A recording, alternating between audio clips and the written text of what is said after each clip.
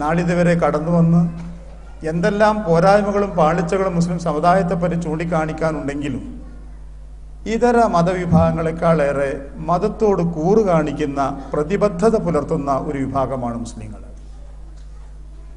നോക്കൂ നിങ്ങൾ, നാം ബാങ്ക് വിളിക്കാറ് അഷ്ഹദു അല്ലാ ഇലാഹ ഇല്ലല്ലാഹ് ഹയ്യ അലസ്സലാ എന്നാണ്.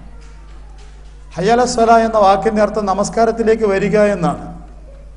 അത് ബംഗാളിൽ പോയാൽ ബംഗാളി ഭാഷയിലോ തമിഴ്നാട്ടിൽ പോയാൽ തമിഴ് ഭാഷയിലോ മലയാളത്തിലോ പറയാറില്ല. എല്ലായിടത്തും ഒരേ വാക്കാ കേൾക്കാറ്, ഹയ്യ അലസ്സലാ എന്ന് വെച്ചാൽ പല സഹോദര സമുദായങ്ങളും ചെയ്തതുപോലെ അവരുടെ ആചാരാനുഷ്ഠാനങ്ങളെ ഭാരതീയവൽക്കരിക്കാനൊരു ശ്രമം മുസ്ലിങ്ങൾ നടത്തിയിട്ടില്ല. മുസ്ലിങ്ങൾക്ക് കുറ്റകരമാണ്, ചെയ്യാറില്ല. ഈ ഒരു നിഷ്ഠ പാലിക്കുന്നത് കൊണ്ട് തന്നെ മുസ്ലിങ്ങൾ പലപ്പോഴും നമ്മുടെ ഭാരതത്തിൽ നടക്കുന്ന പല ആചാരാനുഷ്ഠാനങ്ങളോടും ദൂരം പാലിക്കാറുണ്ട്. ഉദാഹരണമായി അവിടെ നടക്കപ്പെടുന്ന പല ആചാരങ്ങളോടും പല സമ്പ്രദായങ്ങളോടും പല ഭൂരിപക്ഷ സമൂഹത്തിൻ്റെതായി കണക്കാക്കപ്പെടുന്ന പലതിനോടും അവർ ദൂരം പാലിക്കുകയാണ് ചെയ്യാറ്.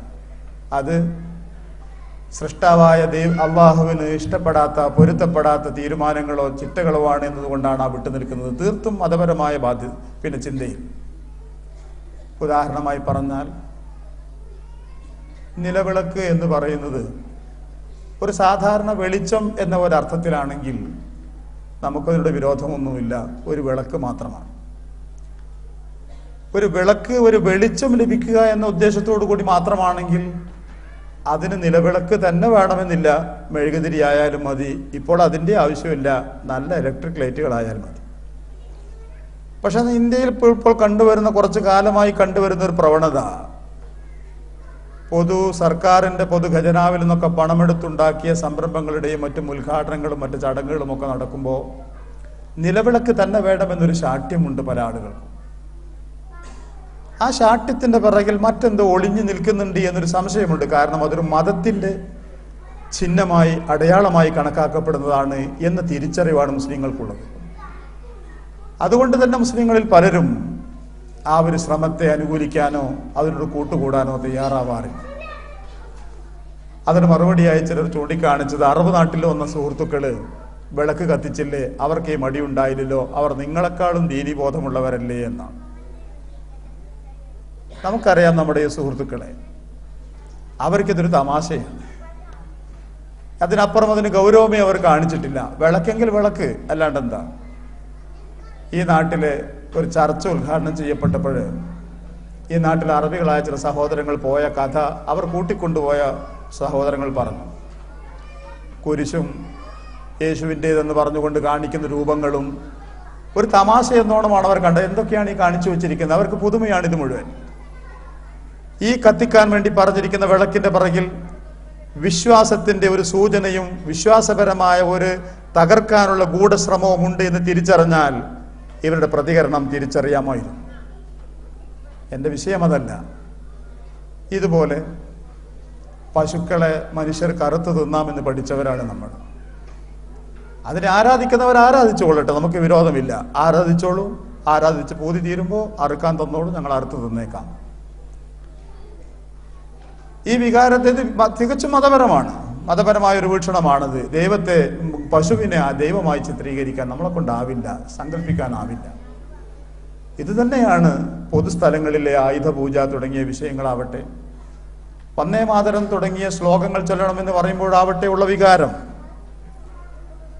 ചങ്ങമ്പുഴയുടെ രമണനിലെ കവിത ചൊല്ലാൻ പറഞ്ഞാൽ നമുക്കാർക്കൊരു മടിയുമില്ല. മരരടി കാടുകൾ തിങ്ങി വിങ്ങി മരതക കാന്തിയിൽ മുങ്ങി മുങ്ങി, എങ്ങനെ മുങ്ങിയാലും നമുക്ക് ആർക്കും വിരോധമല്ല.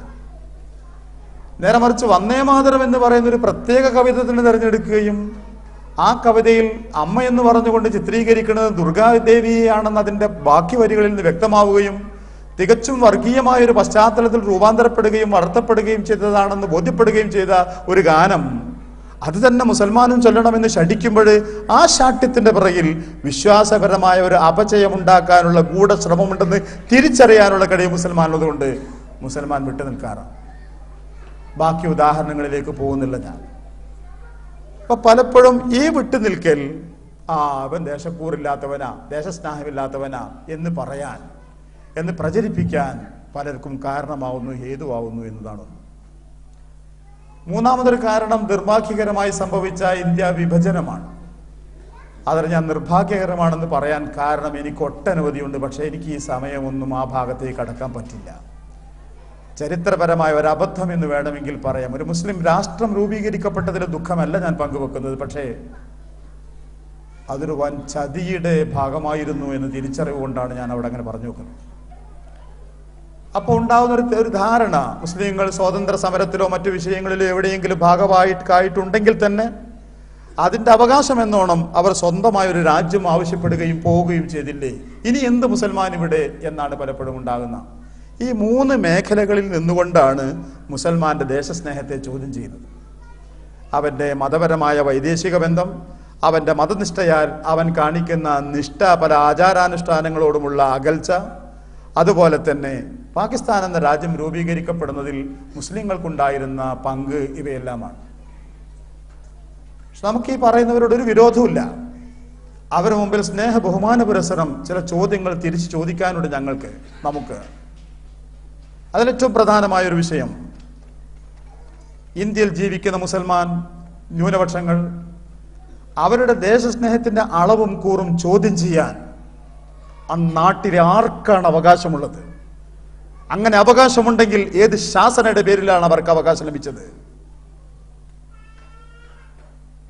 എന്റെ ദേശസ്നേഹം ചോദ്യം ചെയ്യാൻ ഇന്ത്യയിൽ ആർക്കാണ് അധികാരമുള്ളത്? ഞാൻ മനസ്സിലാക്കുന്നത് ലോകത്തൊരു ശക്തിക്കും ഒരു ഭരണാധികാരിക്കും എന്റെ ദേശസ്നേഹത്തെ ചോദ്യം ചെയ്യാൻ പാടില്ല. അതല്ല, ന്യൂനപക്ഷ സമുദായങ്ങളിൽപ്പെട്ട വ്യക്തികൾ അവരുടെ ദേശസ്നേഹം ഭൂരിപക്ഷ സമുദായ അംഗങ്ങൾ പറയുന്ന സ്ഥലത്തും പറയുന്ന നേരത്തും പറയുന്ന അളവിലും കൊണ്ട് ബോധ്യപ്പെടുത്തണമെന്ന് വല്ല തീട്ടൂരവും വല്ല തീരുമാനവും എഴുതി വെച്ചിട്ടുണ്ടോ? നിങ്ങൾ പഠിക്കേണ്ട മറുപടിയാണ് ഞാൻ ഈ പറഞ്ഞു തരുന്നത്. ഏതാണ് ആ ദേശസ്നേഹത്തിന്റെ മീറ്റർ? ഏതാണ് ആ ദേശസ്നേഹത്തിന്റെ മീറ്റർ?